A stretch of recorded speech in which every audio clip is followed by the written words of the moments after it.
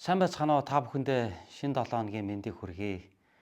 За өнгөрсөн 7 хоногийн хувьд эзний ивэл өрөөлөөр дүүрэн ажил үйлчлэл ихтэй 7 хоног болж өнгөрлөө. Миний хувьд Библийн сургуульд онлайнаар 6 өдрийн туршид хичээл заалаа. За тэгээд үргэлжлүүлээд бас манай чуулган дээр 7 хоногийн сүүлчээр DC-гээс зочин номлогч бас хүрэлцэн ирсэн учраас түүнтэй бас цаг гаргаж зочин номлогч маань энэ өнгөрсөн эзний өдөр манай цуглаан дээр эзний үгийг дамжуулж ерөнхий хөтөлбөрийн ажил төрөл ихтэй байсныхаа улмаас энэ удаагийнхаа ээлжид номлолыг та бүгдийн өмнө цаг тухайд нь оруулж бас амжихгүй хүрлээ.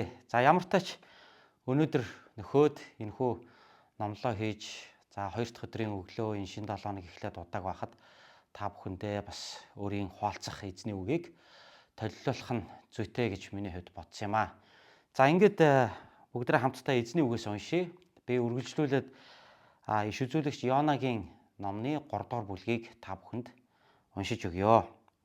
Йона номын 3 дугаар бүлэг. Эзний үг Йонад 2 дахь удаага ирж, босоод их хот Нинвэ рүү очиж, миний чамд айлдах тунхагийг тунхагл гэжээ. Ингээд Йона босож эзний үгийн дагуу Нинвэ рүү явв. Нинвэ нь 3 өдөр туулах их хот байлаа.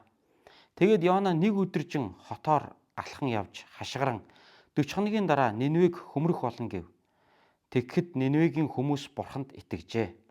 Тэд мацаг барилт зарлаж хамгийн томоосоо бага хүртэл таар оров. Энэ үг Нинвэгийн хаанд хүрэхэд тэрээр Синтинээсээ босоод нөмргөө тайлан хаяж таар нөмрөн үнсэн дээр суув. Тэрээр тунхаг гаргаж Нинвэд хаан болон ноёдынх нь гаргасан бошиг зарилгын дагуу хүн амьтан үхэр хонь юу ч амсаж болохгүй. Тэд бүү идээшлэг, бүү усууг. Харин хүн амьтан цөм таар нөмрөх ёстой. Хүмбүр муу замаасаа гардаг хүчирхийллээсээ эргэхийн тулд Бурхныг байдаг чадлаараа дуудаг. Бурхан эргэж, зөөлрөн, шатаж буй уур хилэнгээ татан биднийг устгахгүй ч юм билүү хэн мэдэх вүлээ гэв. Муу замаа орхисон үйлсийг нь Бурхан үзээд тэдэн дээр буулгана гэж тунхагласан гай гамшигын талаарх бодлоо зөөлрүүлээд сүрэл буулгаагүй билээ. Амен. За би өнөөдөр эзний үгийг та бүхэнтэй Йонагийн тунхаглал гэдэг сэдвээр хаалцахыг хүсэж байна. За Йона иш үзүүлэгчийн үйлчлэлтэй холбоотойгоор үндсэндээ 3 дахь цуврал номлол руугаа орж байгааг та бүхэн мэдж байгаа бахаа. За одоогоос 2-7 хоногийн өмнө Йонагийн тэмдэг гэдэг сэдвээр бидний эзэн Есүс Христийн үйлдэж исэн тэмдгүүдтэй холбон эзэн Есүсийн үйлцэн хамгийн агуу тэмдэг болгон Йонагийн тэмдэг гэдэг түүний түүхээс үндсэндээ бид эзний үгийг хамтдаа суралцсан байгаа. За дараа нь Йонагийн залбирал гэдэг сэдвээр хамтдаа суралцсан. Йона загсны гидсэн дотроос эзэн рүү хандан хэрхэн гимшин өөрийгөө даруу болгон залбирч байгаа тэр залбирлыг бид хамтдаа сурсан. За тэгвэл өнөөдөр бүгдээ хамтдаа Йонагийн тунхаглал гэдэг сэдвээр цааш үргэлжлүүлэн эзний үгийг хамтдаа суралцъя. Йона ном хэдийгээр богинохон ч гэсэн мүлжүүр сайтай ном юм аа. 4 бүлэгтэй ном. Гэхдээ энэ номноос бидний хувьд суралцаж эзэн дотор өсөх, эзнэр ивээгдэх маш их ивэл өрөөл энэ номоор дамжуулан бидэнд өгөгдсөн байгаад Бурхандаа эзэндээ үнэхээр талархаж байна. Тэгээ та бүхэн ч гэсэн Йона номын энэхүү цуврал номлолуудаар цувралын хичээлүүдээр дамжуулан бас ивээгдэж олон зүйлийг сурч эзэн дотор бас өсөж байгаа бахаа гэдэгт би эргэлзэхгүй байна. За Йонагийн үндсэн түүхийг та нар бүгдээрээ мэдж байгаа. Бурхан Йонаг их хот Нинвэ рүү дуудсан. За энэ Нинвэ гэдэг нь тухайн үеийн хойд хаанчлал болох Израиль улстай хойд талаар нь хилэлж исэн хүчрхэг дайнч ийм улс үндэстэн байсан. Энэ улстай бол манай эртний өмнөх 8, 7, 6 дугаар зуунуудад бол Израиль улс бол байнга дайтан тулалдаж, ялж, ялагдан хоёр биендээ хохирол учруулж байсан байдаг. За тэгээд энэ Асир улс, тэр дундаа Асир улсын энэ Нинвэ хот бол Израильчуудын эртний өст дайснуудынх нь нэг байсан. Хамгийн хүчтэй дайсан нь байсан. Тэгээд Израильчуудын амьдралд бол энэ Асирчууд тэр дундаа энэ Нинвэчүүд бол маш их гай гамшиг хохирол учруулж исэн ийм үндэстэн байгаамаа. Тэгээд ер нь энэ үндэстэн бол өөрсдөө их тийм дайнч арт хүн байсан. Дээр нь харгас маш их тийм хүчрхийлэгч үндэстэн байсан байгаа. Тэгээ энэ үндэст нь бол одоо ерөөсө хаа явсан газараа эргэн тойрныхаа улс үндэстнүүдтэй үргэлж дайтж яадаг, цус асгаруулж яадаг, хүмүүсийг боолчилж яадаг, дээрэмдэж одоо тонож байдаг ийм одоо хэцүү, үнэхээр хэцүү хөрш байсан. Одоо Израиль улсын хувьд бол энэ ассирчууд бол үнэхээр хэцүү хөрш байсан. Тэгэхээр энэ хэцүү хөршийнхэн нийслэл хот болох Нинве рүү очиж бурхан одоо Йонаг өөрийнх нь үгийг тунхаглаж энэ одоо хотынхныг гимшүүлэх ёстой. Хэрвээ гимшихгүй бол би энэ хотын дээр 40 хоногийн дотор 40 хоногийн дараа гэхэд энэ хотын дээр би өөрийнхөө шийтгэлийг болгож энэ хотыг бол одоо үндсээр нь хөмрүүлж хаях болно гэдэг. Энэ үгийг Йонад өгөөд за ингээд Йонаг илгээсэн боловч Йона бол одоо зөрүүдлээд яг гэвэл Йона бол одоо эх орон ард түмэндээ хайртай. Нинвечүүдэд бол үнэн голоосоо дургүй байсан учраас Нинвечүүдэд одоо бурхны гимших боломжийг очиж олгох бол үнэхээр туйлын дургүй байсан. За тийм ч учраас замаасаа хазаан эзэндээ дуулуургүй загнаж бурхны оршихугаас зүхтах гэж оролцсон. За зүхтаж чадаагүй далайн шуургыг илгээсэн. За далаа руу хаягдсан. За тэгээд авраг загсны гидсэнд орсон. За 3 өдөр авраг загсны гидсэнд Йона болол одоо амьд байсан. За ингээд Йона маань загсны гидсэн дотроос аврал ирэн залбирахад бурхан түүнийг одоо Нинве хоттой харалдаа далайн ирэг дээр. За гэхдээ энэ бол мэдээж бас маш хол байгаа тийм. Нинве хот бол өөрөө далайн ирэг дээр байдаг хот байгаагүй.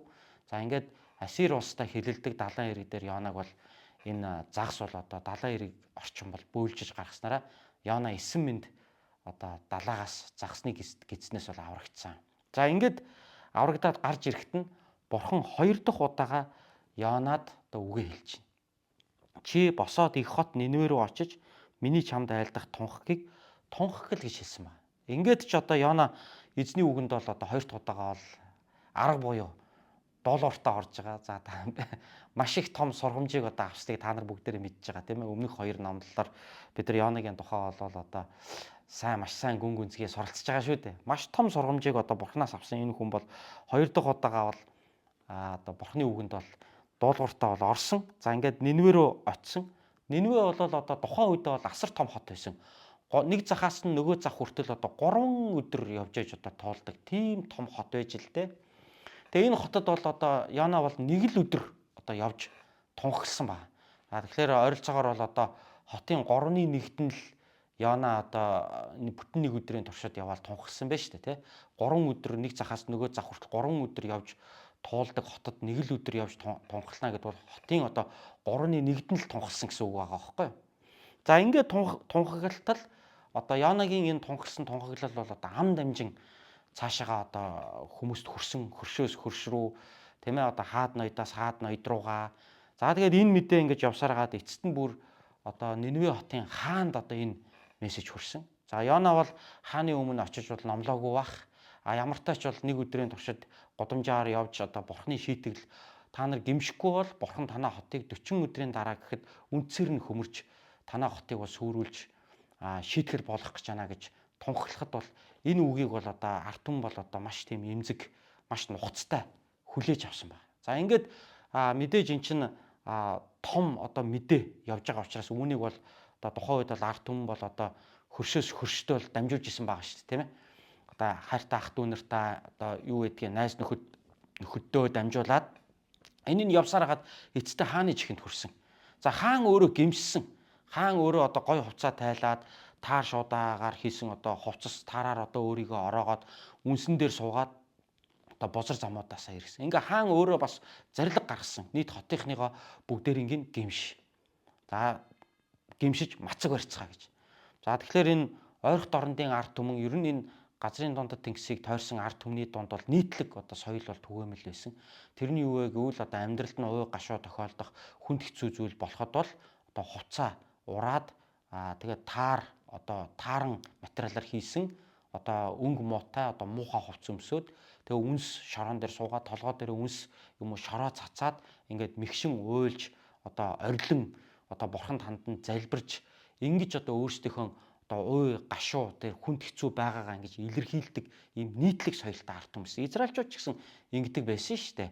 Бид нар израильчуудын одоо түүхийг өгүүлсэн бусад хуучин гэрээний номнууд дээрээс бид нар бол иймэрхүү дүр зургийг бол одоо олонтоо уншдаг байна. Тэгэхээр ер нь зэрэгэлдэх улс орнууд хоорондоо соёл төстэй байдаг. Тийм манай Монгол улс ч гэсэн хөрш орнуудтайгаа зарим талаараа Яг адилхан биш ч гэсэн зарим талаараа соёл бол ерөнхийдөө их ойролцоо байдаг тийм ээ. Зарим нэг хоол ундны, зарим нэг одоо бие биентэйгээ харилцаж байгаа, зарим нэг одоо өөрсдөө одоо илэрхийлж байгаа, илэрхийлэмж гэнтэр гэдэг дээрээ бол их тийм адилхан түгээмэл соёл бол хөрш зэрэгэлдээ улс орнуудад бол байдгийн жишээгээр за Нинвечүүд ч гэсэн мөн ялгаагүй одоо бурханд итгэж Йонагийн үгээс болж тэд одоо бүх хотоороо гимшиж таар өмсөн үнсэн дээр сууж хоол унд идэхгүй уухгүй одоо бурхны өмнө мацаг барьж бурханд найдан тэд бол одоо байдаг чадлаараа одоо биднийг битгий шийтгэж бид нүглээ гимшиж яана гэж одоо хүн болгон дор бүрнээ одоо бурхныг дуудаж одоо түүний нүүр царай өршөөл уучлалыг бол одоо ирж хайсан байна. За яг л ийм зарилгийг бол хаан одоо буулгаж байгаа. Тэгээ ялангуяа 8 дугаар ишлэл дээр хэлж байна те. Харин хүн амтэн цөм таар нөмрөх ёстой. Хүн бүр муу замаасаа гардаг хүчирхийллээсээ эргэхийн тулд бурхныг байдаг чадлаараа дуудаг гэж хэлж байгаа.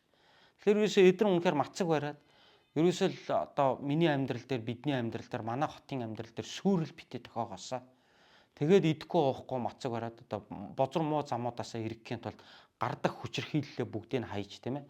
Хин нэгэнд муугаар ханддаг байсан бол тэдрийг одоо бүгдийг нь зогсоогоод бурхан руу одоо байдаг чадлаараа одоо бурхан руу бүгд бол одоо хандсан байна. За өнөөдөр одоо хотын ямар нэгэн годамжинд одоо хин нэгэн хүн бурхан та нарыг 40 өдрийн дараа шийтгэх гэж байна гэдээ хашгираа явж байвал одоо галзуу солиотой амтан бэ л гэж орчин үед бол бодно. За Нью-Йорк хотын одоо бом божигч төм төчгөнсөн одоо дүүрэг болох одоо Манхэттен дүүргийн одоо Times Square гэдэг алдартай одоо дэлхийн одоо сая жуулчдын жил болгоо ирдэг юм газар байдаг. За энэ дээр л гэхэд чинь л одоо зүгээр л хин дуртай одоо юу дуртайгаа яриад хашгирж ах жишээ нэ. Ер нь бол яг Америкийн нийгэмд бол одоо хин дуртай нь юу дуртайгаа яриад тунхаглаад хүссэн одоо үгээ тэр одоо самбар пайзан дээрээ бичээл ингээл тэрийг одоо яриад явж лээ. Тэрийн хүн ер нь тоож байгаа ч юм алга. За тэр донд бол одоо эрүүл ухаантайч хүн байна. За эрүүл бос хүмүүс ч гэсэн тэнд одоо янз янзын юм яриад хашгираад годомжинд ингээ 9 жилийн үйлдэл гаргаад явж идэг. За харсан ч хараагүй юм шиг сонсон ч сонсоогүй юм шиг тоохгүй ингээ дүжирмэл байдал дотроо бүр яваа сурцсан ийм хот байна л да одоо миний энэ амьдарч байгаа хот бол.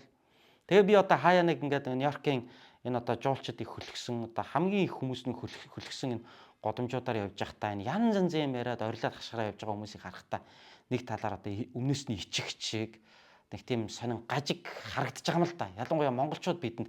Тэгээ Улаанбаатарын годомжин ч гэсэн адилхан шүү дээ, тийм ээ. Нэг хүн одоо ингээл та нар гимшихгүй бол 40 хоногийн дараа энэ хотыг одоо бурхан хөмөрлөөгээд хашгирах юм бол одоо элэг дог болно. За тэгэл одоо муу хэлүүлнэ, доромжлуулна. За эрүүл ухаантай бол одоо муу хэлүүлнэ, ичгэвтер байдалд орно. За тэгээ ихэнх хүмүүс ийм одоо хашгираад явж байгаа хүнийг бол харахтаа галзуу солиотой амтан байна л гэж бодно. За тэгээ дээр нь Есүс их гэж мэдчих юм бол за бүр энэ Есүсийнхэн бол одоо яриасаас та ингээ явж яадаг харж байна тэр ийм л одоо болчихгүй юмсан гэл одоогийн одоо нийгэмд бол юмыг бол ингэж хардаг. За тийм ч учраас баг одоо тоохчгүй байх одоогийн нийгэмд бол. За гэтэл тухайн үед энэ Ниневе хотын одоо нийгэм бол энэ үгийг бол одоо маш эмзэг хүлээж авсан. Маш их тийм одоо мэдрэг хүлээж авсан. Үнэхээр нухацтай хүлээж авсан гэж ойлгож байна. 3 өдөр явдаг одоо энэ том хотод Йона 1 өдөр яваад хашгирахад энэ хот одоо тэр аяараа түүний мэдээг одоо сонссон байдаг бие биендээ дамжуулаад цааш нь дамжуулаад тэгээ энэ хот одоо тэр үгийн дагуу бурханд найдаж бүгдээрээ гимшиж тийм ээ одоо харц одоо боолоосоо ахуулаад одоо язгууртан дээдс хүртлээ бүгдээрээ одоо таар өмсөж одоо үнс шорон дээр сууж одоо нүглээ олоож бурхнаас бодлоо өршөөлийг одоо үндэснэрээ хотоороо одоо асуун залбирсан байдаг. Тэгээ би одоо энэ хэсгийг ингээ харахад үгүй Йона жоохон удаа ингээд юу гэж тунхагсан бол тийм ээ. Бидний уншиж байгаа энэ 3 дугаар бүлэг дээр бол Йонагийн тунхаглалыг бол маш товчхон л хэлчихэж байгаа. 40 хоногийн дараа Нинвег хөмрөх болно гэж л хашгирж авсан байгаа шүү дээ Йона бол. Тэгээ түүний энэ хашгирсныг бол одоо маш товчхон байдлаар энэ 4 дугаар ишлэл дээр ингээд илэрхийлсэн байж байна тийм. Өөр одоо Йона өөр олон үгээр дээр нь нэмж юу тайлбарлаж ярьсан. Эсвэл одоо энийгээ одоо энэ мессежээ одоо баяжуулж хүний сонирхол татгаж байдлаар ярьсан уу, яриаггүй юу?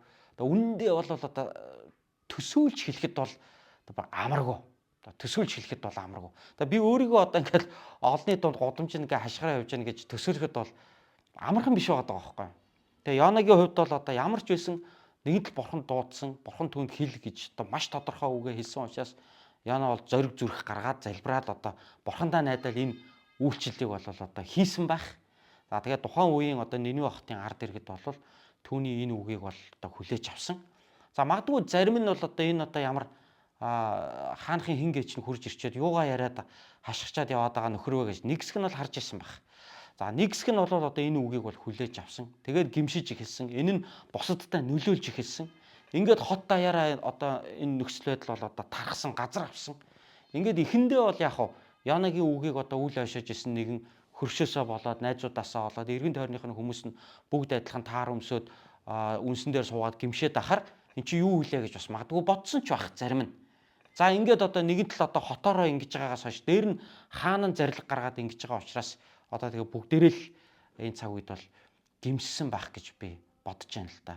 Ер нь гадны нэг гадаад хүн ирээд тэгээд хот дотор нь ингээд хашгираад явж хахад бол тэрийг тухайн үндэстэн тийм амархан хүлээж авна гэдэг бол юу л бол энэ айгүй хэцүү ажил гэж би бол хувьдаа бодож байна.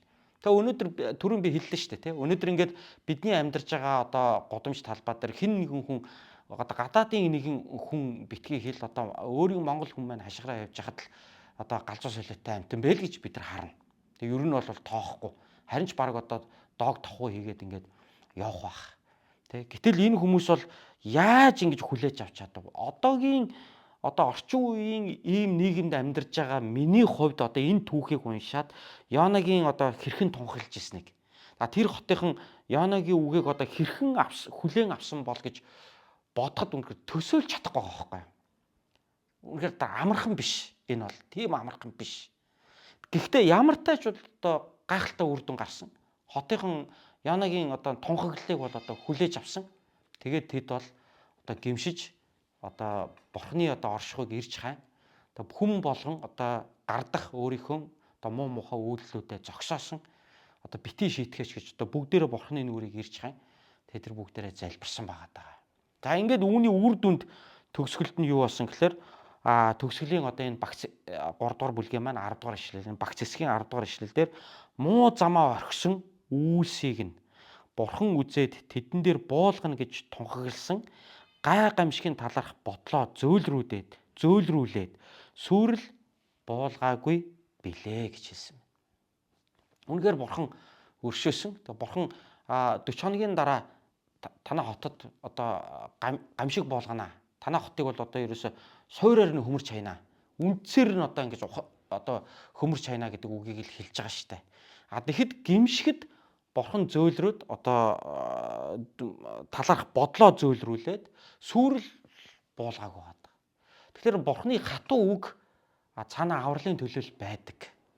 Тийм ээ, хэдийгээр бурхан тэднийг 40 хоногийн дараа хөмрүүлж хаях болно танай хотыг гэж хэлж байгаа нь нэрээ хөмрүүлж хаях гэж байгаадаа биш. Харин гимшээд болчоосоо тэгвэл би аварчихсан юмсан гэсэн санаагаар хэлж байгаа юм л да. Наана хатуу үг хэлээд байна. Гэхдээ эцсийн зорилго нь бол энэ хотыг аврах зорилготойгоор бурхан хэлж байгаа юм л да.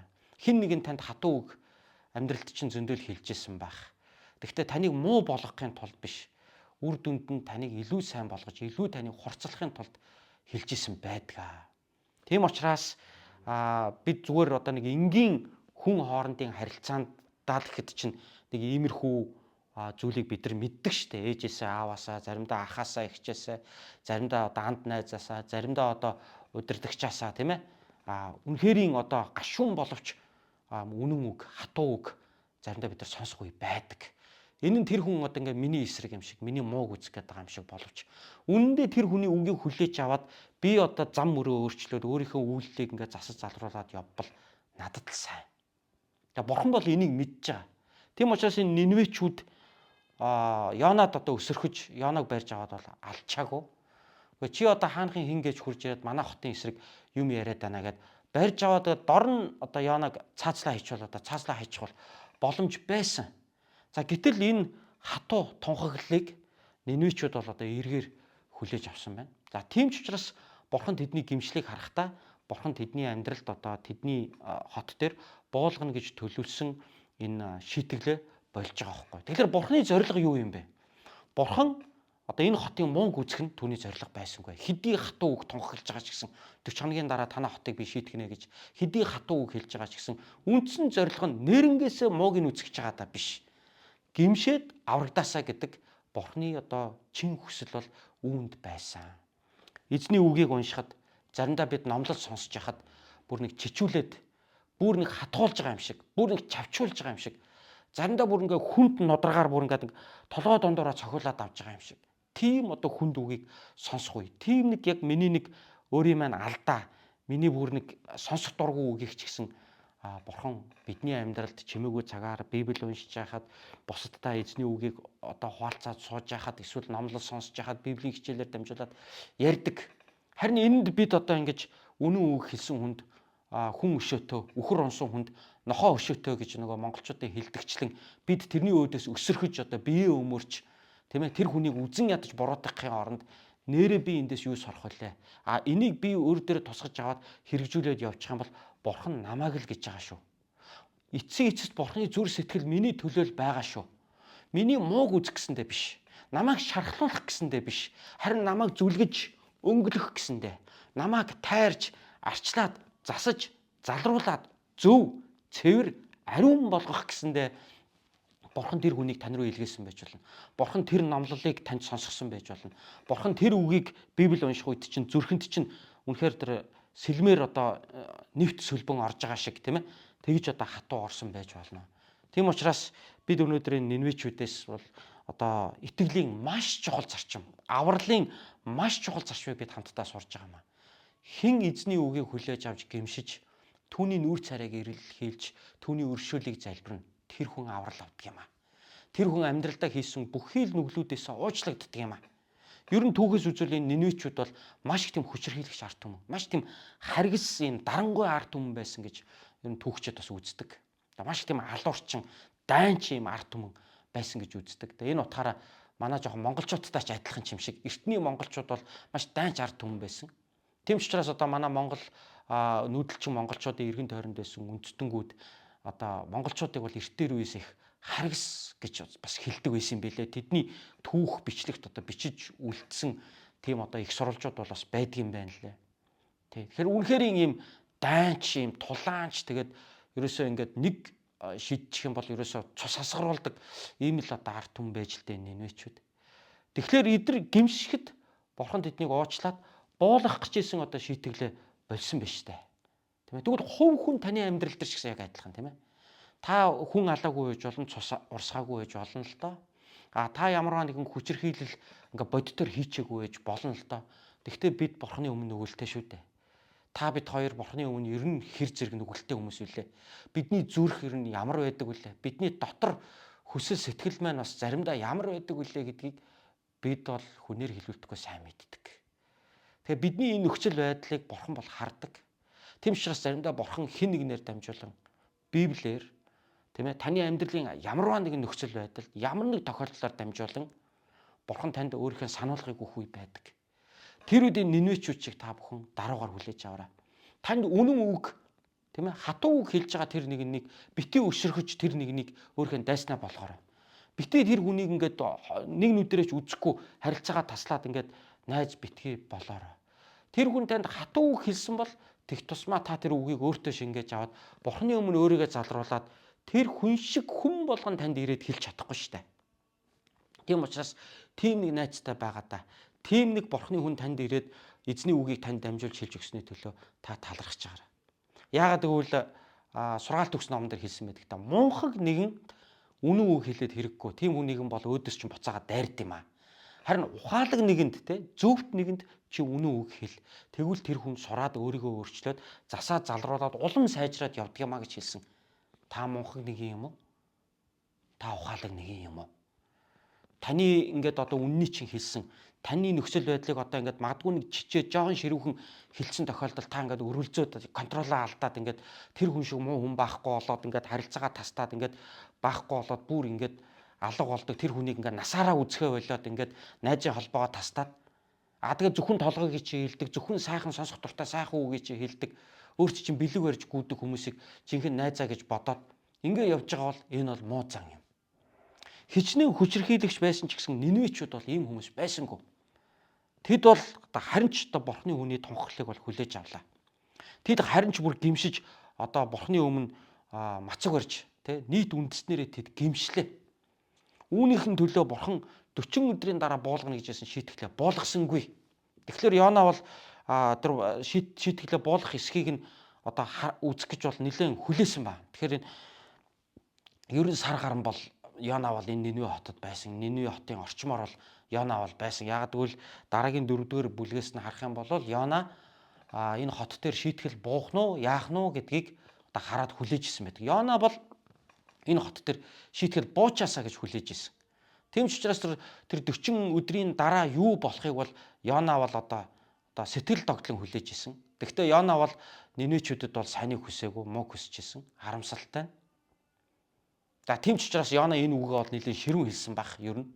Тийм ээ. Гэхдээ Бурхны зүрх бол Йонагийн зүрхээс бол өөр байсан. Бурхан хэдийгээр Йонаг хэрэгэлсэн ч Бурхны өөрийнх нь зүрх сэтгэл бол Нинвечүүдийг мууг үзэхтэр бол байгаагүй. Тийм учраас амьдралын ямар нэгэн нөхцөл байдлаар дамжуулаад эзэн таныг зэмлэж байгаа бол ямар нэгэн байдлаар хэн нэгнээр дамжуулаад гудамжинд ажлын талбар дээр чинь, офис дээр чинь тийм үү?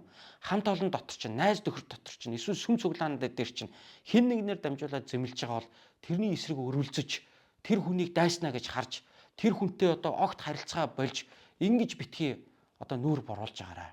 Харин найзууд хэвээрээ үлдэж байгаарай. Тэр үгийг эр хүн шиг хүлээж авч байгаарай. Тэгээд гимшиж сураарай. Тэгээд хэрэгтэйг нь өөртөө тусгаж аваад хэрэггүйг нь хайж байгаарай. Бурхныхаа өмнө суугаад залбирч сураарай. Надад ингэж хэллээ. Нэрээ би тийм гэж юу? Би нэрээ өөрийгөө засах ёстой юу? Нэрээ надад алдаа байна уу гэж ухаалгаар бодож Бурханаас асууж залбирч өөрийгөө харж анхаарч сураарай. Тэгээд зөв утгаар нь тэр үгийг тусгаж аваад өөрийгөө эзний өмнө засаж залруулад явж байгаа нэгэн бол Нинвечүүдийн авсан энэ ёроолыг бол авдаг юм аа. Хожим бидний эзэн Есүс Христ шинэ гэрээний үед Матай номын 12 дугаар бүлэг дээр Нинвечүүдийн жишээг ямар гоё ингэж өндөр дүргэж авч ярив. Би 2-7 хоногийн өмнө тэр хэсгээр Матай номын 12 дугаар бүлгээс номлож ирснийг та нар санаж байгаа. Сонсогч нар маань бол миний номлолуудыг бол байнга дистарал болгон номлож идэг учраас бол өмнө нь юу ярьсныг бол та нарт бүгдийг ингээ холбоод бол ойлгож байгаа гэж бол би бодож байна. Тэгэхэд Есүсээс фарисей бүлгийн хүмүүс юу гэж асуулаа? Та тэмдэг үзүүлээч гэхэд би тэмдэг үзүүлэхгүй. Би үзүүлвэл та нарт Йонагийн тэмдгийг үзүүлнэ л гэж хэлсэн. Тэр Йонагийн тэмдэг гэдэг нь юу байсан? Йона Нинвед очиод тунхагласан, Нинвечүүд гимшсэн. Йона загсныг гисэнд 3 шөнө 3 өдөр байсан.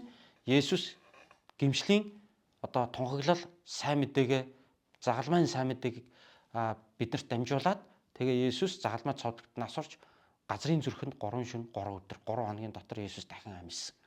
Энэ утгаараа би Йонагийн тэмдгийг та нарт өгнө гэж хэлсэн. Тэгээ Есүс тэр мессежнийхаа төгсгөлд нь Есүс юу гэж хэлсэн гэхээр хожим шүүлтийн их өдөр та нарыг Бурхан шүүхэд тэр үеийн энэ Йонагийн тунхаглалыг сонсоод гимшиж Бурханы өмнө үнсэн дээр таар өмсөд сууж исэн энэ хүмүүс тэр үед хожим өхлөөс дахин амьж босч ирээд Бурхантай хамт та нарыг шүүх өдөр ирнэ. Яг тэгвэл та нараас ялгаатай тэд бол гимшсэн байхгүй. Та нар бол өнөөдөр миний үйлдэж байгаа зүсэн бүрийн тэмдгийг үзээд байгаа хэрнээ тэмдэг нэхэл гимшдэггүй, амьдралаа өөрчилдөг. Тэгсэн ирнэ за нэг тэмдэг хийчих. Нэг ийм гайхамшиг хийчих. Нэг ингэчих, нэг тэгчих гэсэн л хүмүүс та нар сууж байна. Гэтэл Йона Нинвед очиод ямар тэмдэг хийсэн? Йона Нинвед очиод өвчөө эдгэсэн үү? Чөтгөрт эзлэгдсэн хүмүүсийг чөлөөлж исэн үү? Усыг дар суулгасан уу? 5 тал 2 загсаар Нинве хотын ядуусын дүүргийг хооллосон уу? Йона Есүстэй адилхан Нинвед очиод хахад цацтлан тэр олон гайхамшгуудыг хийсэн үү? Хийгээгүй шүү дээ. Ганцхан 40 хоногийн дараа танай хотыг Бурхан шийдэх гэж байна гэдгийг л тунхаглахад зөвхөн тэр мессежийг авсан хүмүүс гимшиж байгаа байхгүй. Тэгвэл тэд та нараас илүү ерөөлтэй юм аа. Тэд та нараас илүү ивэгц юм аа. Хожим тэд та нарыг босож ирээд шүүх өдөр ирэх болно гэж ингэж хэлсэн байдаг. Тийм ээ, Библиэлд бидний хэлсэн шүү дээ. Та нар эзэнд итгэгч хүмүүс та нар хожим тэнгэр элчүүдийг ч гэсэн шүүх болно гэж бидний хэлсэн байдаг шүү дээ. Бид өнөөдөр гимээ гимшээд эзэн Есүс Христэд итгээд түүний загалмайн замаар түүний дагалдагч болоод амьдарч байгаа. Хожим их шүүлтийн өдөр бид эзэнтэй хамт нэгэн синтез залраад энэ хорвоог бид үндэстнүүдийг бид хамтдаа шүүнэ гэж байгаа шүү дээ. Тэгээ энэ бол ийм гайхалтай мессежийг нь Йона ном биднэрт бол одоо дахин өгсөөр байна. Тийм учраас би одоо Йонагийн тэмдэг гэдэг ерөнхий нэг Йонагийн одоо үйлчлэлийн Нинве хотод ирж үйлчилсэн үйлчлэлээр ерөнхий нэг ийм одоо номлол хийчээд цаашаага түүний энэ залбирсан залбирал түүний 3 дугаар бүлэг дээр өнөөдөр одоо бидний үзэж байгаа Нинве хотод очиж тунхагласан энэ тунхаглал зэргийг ингэж нарийн цаашаа гүнзгийрэн одоо орохгүй байх арга байхгүй. Яагаад гэвэл одоо олон гайхалтай ивэлүүд одоо энд ногдож байна. Тийм учраас энэ үгсийг бол одоо үргэлжлүүлэн та бүхэнтэй хуваалцъя гэж бодоод ингээд номлож байгаа маань бас л дараагийн нэг сериал болчлаа. Бас л дараагийн нэг цоврал номлол болчлаа. Бас л одоо Йонагийн амьдрал үйлчлэлээр хийж байгаа нэг номлол болчлаа. Тийм учраас бид эхлээд Йонагийн тэмдэг гэж хамтдаа суралцсан. Дараа нь Йонагийн залбирал гэж хамтдаа суралцсан. Өнөөдөр бүгдээ хамтдаа Йонагийн тунхаглал гэдэг сэдвээр хамтдаа суралцж байна шүү дээ. За ингээд Нинвечүүд гимшсэн, Нинвечүүдийг бурхан шийтгэх гэжсэн тэр шийтгэлээ бол болж байгаа. Би энэ 3 дугаар бүлгийг уншиж байхдаа олж харсан үнэхээр гайхалтай намайг үнэхээр бурханд талархахад хүрсэн нэг гайхалтай чухал зүйлийг бол олж харсан. Йонаг ч гэсэн бурхан өөрийг нь уучлж байгаа. Яг тэгэхээр Йонач бурханд дуулуургүй байсан. Тэгээ өөрт нь дуулуургүй өөрөөс нь зөрүүдлээд явж байгаа Йонаг бурхан буцаагаад авчирж байгаа. Тэгээ түүнд 2 дахь удаага үгээ хэлж байгаа. 2 дахь боломжийг Йонад олгож байна. Тэгвэл Йонад 2 дахь боломжийг олгосон бурхан яагаад Нинвечүүдэд 2 дахь боломжийг олгож болохгүй гэж? Бидний бурхан гимшдэг нэгэнд 2 дахь боломжийг олгодог бурхан юм аа. Та өнгөрсөн амьдралдаа харамсаж байна уу? Та залуу наснда гаргасан алдаагаа бодохдоо харамсдаг уу? Та ухаалаг бус шийдвэр гаргасан.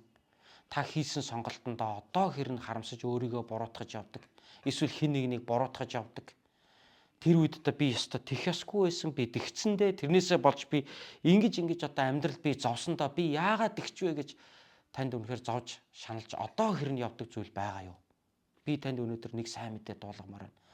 Бурхан танд 2 дахь боломжийг олгох болно. Та эзний нүрийг ирж хаагаарай. Та эзэн Есүс Христийн нэрээр Бурханыг дуудаарай. Байдаг чадлаараа дуудаарай. Тэр таны нулимсыг харах болно. Тэр таны зовлон шаналл залбирлыг чинь тэр таны даруй зүрхийг чинь харах болно. Тэгээд та нэг удаа өмнө нь алдсан байж болно. Нэг удаа боломжийг та гээж орхисон байж болно. Нэг удаа та амьдралын ухаан дутснаас болоод, нэг удаа та зөвлөгөө дутснаас болоод, нэг удаа одоо өөрийн одоо махан биеийн хүслээ, уур хилэнгээ, эсвэл тачаалаа барьж чадаагүйгээс болоод амьдралдаа гаргасан тэр харамсаж явдаг алдаа байдаг бол Бурхан танд 2 дахь боломжийг олгодог юм аа. Тийм учраас та дахин залбираарай. Би тэгж алдсан. Бизнесийн боломж ч гэсэн адилхан байхгүй юу? Бизнесийн боломжийг би тэр бизнесийн боломжийг тэгээд алдсан да. Би хэрвээ тэрийг тэгээ хийгээ явсан бол би өдий өстой юмтай болчих байсан да гэж боддог юм танд бас байдаг гэж бас магадгүй. Гим нүглийн асуудал дээр, гэр бүлийн асуудал дээр, мөнгө санхүүгийн асуудал дээр, ажил амьдралын карьерийн асуудал дээр үнэхээр нэг буруу шийдвэр гаргаснасаа болоод одоо хэрнэ харамсч явдаг бол би хэлмээр байна. Бурхан 2 дахь боломжийг олгодог юм аа. Бурхан зөрүүд Йонад гимшээд үгэнд нь орох боломжийг дахин өгсөн бол хүчирхийлэгч Нинвечүүдэд гимшээд үлдэх боломжийг, шийтгэлгүй үлдэх боломжийг Бурхан Нинвечүүдэд олгосон юм аа. Бурхан өнөөдөр та бид хоёрт Есүс Христийн загалмаагаар дамжуулан энэ өршөөл энэ нэгүслийг аль хэзээний та бидэрт сойргоцсон. Тийм учраас итгэлтэй байгаарай. Тийм учраас эзний хайр, энэрл нэгүсэлд итгээрэй. Хэдийгээр заримдаа амьдралд бурхан хатуурхаж байгаа юм шиг сэтгэл тань төрдөг боловч эзний эцсийн хүсэл таны мууг үзэх биш. Танд сайн сайхныг өгөхийн төлөө бурхан заримдаа танд хатуу үг хэлж яадаг юм шүү. Заримдаа бурхан таныг загсны хотоодонд хийсэн байдгийн шүү. Заримдаа бурхан танд сонсоход юм тааламжгүй хатуу үгсийг танд сонсгодог юм шүү. Энэ нь таныг муу явуулахын тулд биш, харин таны сайн сайхны төлөө байдаг юм аа. Тийм болохоор эзний үгийг хүлээж авч эзний үнэн дотор бүгдээрээ хамт босож эр хүн шиг байж би эмэгтэйчүүдийг ч гэсэн үүнд бас оруулаад хэлж байна. Учир нь Илч Паул өөрийн загталтаа хэлсэн байдаг үстэй. Эр хүн шиг бай гэж хэлдэг үстэй тийм ээ. Гэтэл муухан эр хүнээс сайн эмэгтэйчүүд ч гэсэн байдаг штэ. Сэтгэлийн хаттай, юмыг нэг өнгөрөөх чадвартай, юмыг нэг мартчих чаддаг, бусдыг нэг уучлж чаддаг. Тийм сайхан сэтгэлтэй гайхалтай бурхны эмэгтэйчүүд бидний эргэн тойронд байна штэ. Эзэн бол одоо үнэхээр агуу юм. Тийм учраас бид одоо Нинвечүүд шиг, Йона шиг эзний ивэл ерөөлийг хүртэхээр дуудагдсан хүмүүс юм аа. Тэгэхээр энэ ивэл ерөөл таны амьдрал дээр дүүрэн байх болтугай. За энэ удаагийнхаа номлыг би ингээд төгсгий гэж бодож байна. Тэгээд бүтэн сая өдөр бол би номлож амжаагүй. Тэгээ манай цуглаан дээр зочин номлогч ирээ номлосон. Манай Нью-Йорк Монгол цуглаан зочин номлогчийн номлоор дамжуулан үнэхээр одоо эвэгцсэн байгаа. За одоо энэ таны одоо байнга тогтмол үздэг энэ сувг бол миний өөрийн үйлчлэлийн хувийн YouTube сувг маань байгаа учраас би одоо зөвхөн өөрийн одоо номлолыг одоо 7 хоног тутамдаа хаанч байсан ямар нэгэн байдлаар их бах хэмжээнд би энэ номлолыг бол одоо таслахгүй оруулах одоо зорилтыг өөртөө тавиад одоо ингээд жил шахам явж байна. Тэгээ үргэлж надтай хамт байж миний одоо чадан ядан дамжуулж одоо ойлгож залбирал дотроо ухаарсан эзний үгийг дамжуулахад үүнээс минь хамтдаа суралцсан, хамтдаа эзэн дотор алхах гэж хичээдэг, гэдрэгээ намайг үргэлж урамшуулж байдаг. Та нартаа маш их баярлалаа. Ингээд бүгдээ энэ үгийн дагуу яг одоо хамтдаа залбирцгаая. Бурхан Аава, тандаа баярлалаа. Та Нинвечүүдийг Йонагийн цаг үед аваржээ. Та зөрүүд Йонаг өршөөгөөд түүнд 2 дахь удаага үгээ хэлж түүнийг зорилготой өөрийнхөө анхнаас дуудсан анхны зорилгодоо түүнийг та дахин хэрэгжилж ашигласан. Хэдийгээр бид Йона шиг заримдаа амьдралд олон алдаа, буруу сонголтуудыг, буруу шийдвэрүүдийг гаргаж алдсан байдаг ч надад зориулсан анхнаасаа төлөвлөсөн таны сайн төлөвлөгөө хизээч надаас холдоогүй гэж би итгэж байна. Таны надад зориулж, бодож төлөвлөсөн тэр олон гайхалтай зүйлс миний алдаанаас болж хувирж өөрчлөгдөөгүй гэж би итгэж байна. Тийм учраас танаас олгодог боломжинд тань итгэж байна. Тийм учраас таны зэмлэлийг бид хүлээж авч гимшээд энэ амьдралдаа тантай хамт алхахыг хүсэж байна. Та Йонаг ивэсэн шиг, та Нинвечүүдийг ивэсэн шиг, та намайг, бидний гэр бүл, бидний хайртай хүмүүс, бидний улс ор, эх орныг минь та ивэгээч. Тандаа талархан энэ бүгдийг эзэн Есүс Христийн нэрээр залбирanгуйлаа. Аамен.